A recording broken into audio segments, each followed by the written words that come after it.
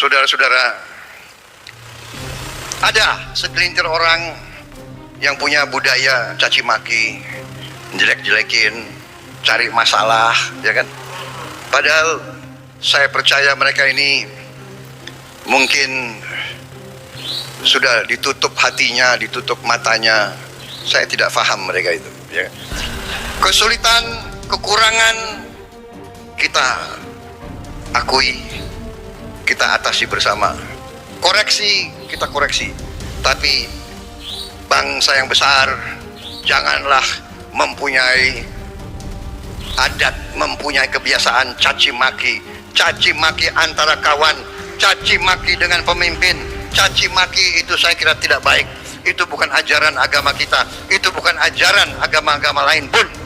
Saudara-saudara, rakyat kita tidak suka mereka-mereka yang bicaranya kasar, ya. Pribadi kita bukan pribadi seperti itu. Jangan bawa budaya-budaya dari mana. Bangsa Indonesia adalah bangsa yang penuh sopan santun. Saudara-saudara, kritik dengan baik, koreksi dengan baik. Saudara-saudara sekalian, dan akan terbukti tidak lama, pasti semua yang berbuat tidak baik akan kelihatan dan akan ketahuan. Dan kita, tadi saya katakan, kita berani koreksi diri.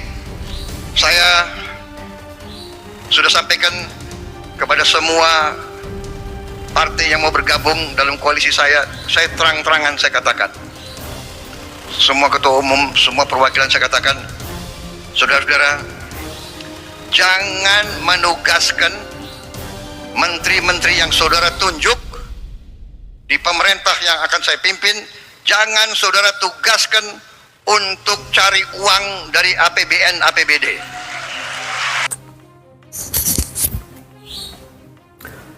Assalamualaikum warahmatullahi wabarakatuh. Saudara-saudaraku yang saya cintai, saya banggakan, itu pidato Pak Prabowo Subianto di forumnya Partai Kebangkitan Bangsa kemarin tanggal 10. Ada hal yang menarik yang ditekankan oleh Pak Prabowo dalam salah satu topik yang disampaikan. Ada banyak topik terkait menteri dan lain sebagainya, dan salah satunya tadi adalah ia menyinggung adanya kelompok yang suka mencaci maki, termasuk mencaci maki terhadap pemimpinnya.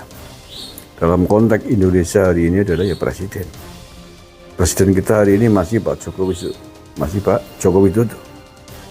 Nah, mungkin Pak Prabowo melihat akhir-akhir ini menjelang pergantian kepemimpinan, menjelang 20 Oktober, banyak sekali berambulan caci maki yang diarahkan kepada Presiden Jokowi, yang disampaikan oleh selain kelompok kanan juga kelompok kiri, dengan bahasa-bahasa yang tidak santun. Sudah sejak lama sebenarnya presidennya dibilang,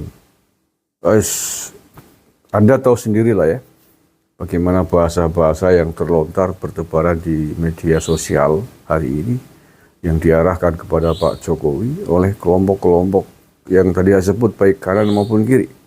Ini memang ngeri. Kalau pasca 2014, pasca 2019, kelompok yang mencaci maki Pak Jokowi bisa dikatakan dari kelompok kanan semua, berbaju agama semua, dengan bahasa-bahasa yang wah luar biasa, jokodok kayak, dungu kayak. Dan siapa orang-orang dari kelompok mereka yang suka menebarkan kebencian, caci maki kepada pemimpin kita? Tidak perlu kan kita sebutkan yang biasa ngomong dungu, goblok, tolol, bajingan. Ada juga yang tadi menghinakan jokodok, setan, iblis, dan lain sebagainya. Istana, kata istana iblis. Dan alhamdulillah Pak Prabowo mengingatkan ini di detik-detik terakhir Pak Jokowi menjelang Pak Prabowo akan dilantik menjadi presiden 20 Oktober besok. Artinya apa ini mengembirakan kita semuanya bahwa mudah-mudahan dengan ketegasan itu disampaikan sebagai warning di depan ya. Kelompok-kelompok yang suka mencaci maki pemimpin di Indonesia ini untuk segeralah sudah nggak usah meneruskan caci makinya itu, penghinanya, karena itu merugikan kita semua, merugikan bangsa Indonesia.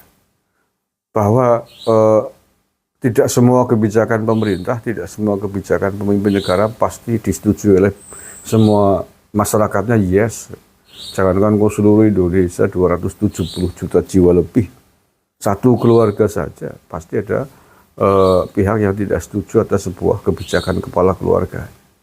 Tetapi bahwa ketidaksetujuan itu ya disampaikan dong dengan cara yang baik, dengan cara yang elegan, apalagi mengatasnamakan pemimpin umat, imam besar dan sebagainya, tapi bahasanya, kata-katanya, caci makinya luar biasa, sumpah serapahnya luar biasa, main sepatan dan lain sebagainya, main nyepatan ini. Nah, ini tentu saja silakan, saya tidak akan nyebut satu persatu siapa yang dimaksud, tapi kita semua sudah paham dari kelompok mana yang hari ini suka mencaci maki pemimpin kita, yang suka mencaci maki pihak yang tidak sejalan dengan kita. Iya kan? Ini agak berat memang cobanya Pak Jokowi akhir ini. Karena yang mencaci maki tadi pasca 2024 Pilpres kemarin itu tidak hanya dari kelompok kanan tapi dari kelompok kiri juga. Tidak hanya dari kelompok putih tapi kelompok merah juga. Mencaci makinya luar biasa.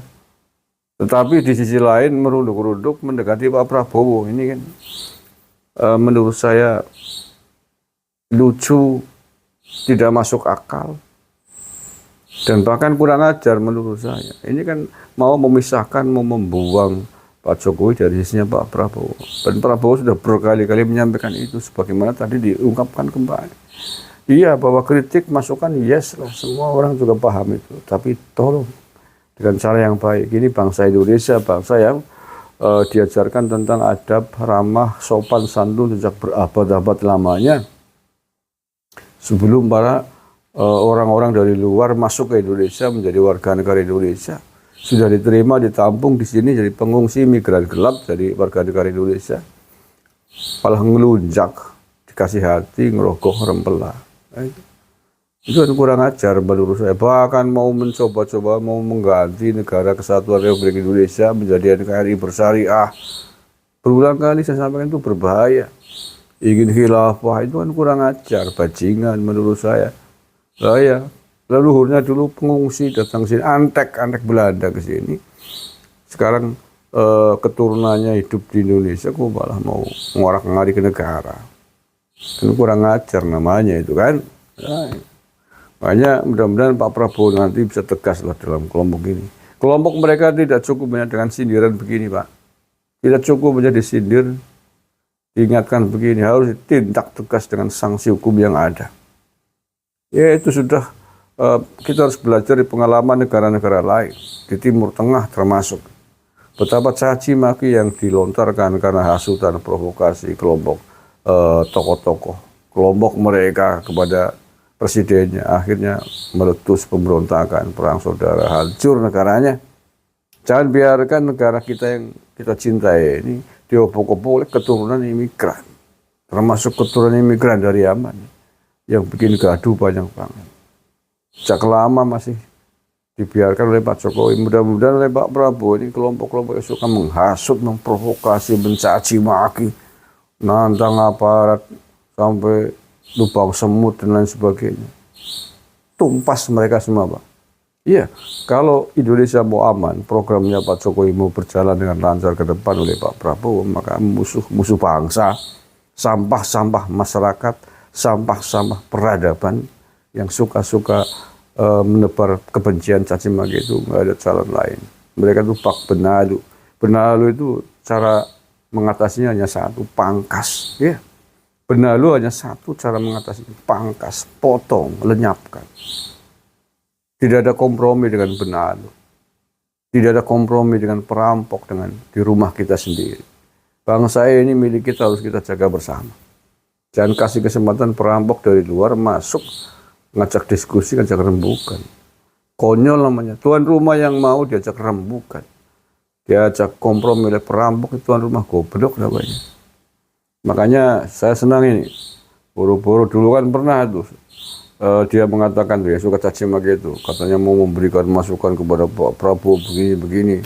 Pak Jokowi segera dikasih hukuman, do boro-boro dengarkan. Justru kalian sekarang menjadi incaran dan target dari Pak Prabowo. Karena Pak Prabowo tidak suka dengan cara itu.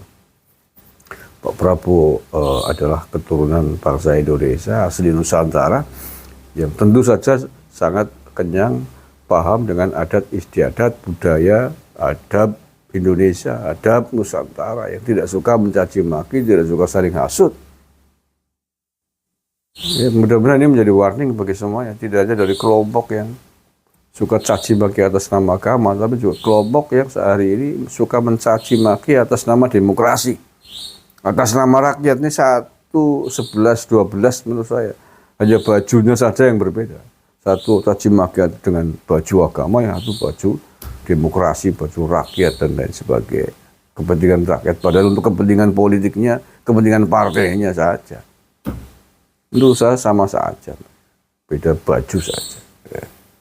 Oke, saya kira itu sekali lagi ini menggembirakan bagi kita semuanya, karena Pak Prabowo menegaskan itu bahwa kita harus memakai adab tata cara kita. Maka kelompok-kelompok orang-orang yang suka gembar-gembor, bahkan ngancam mau bunuh, dedek mengek dengan adab yang bukan adab milik kita, harus dilenyapkan, Pak Prabowo, tegaskan, lenyapkan.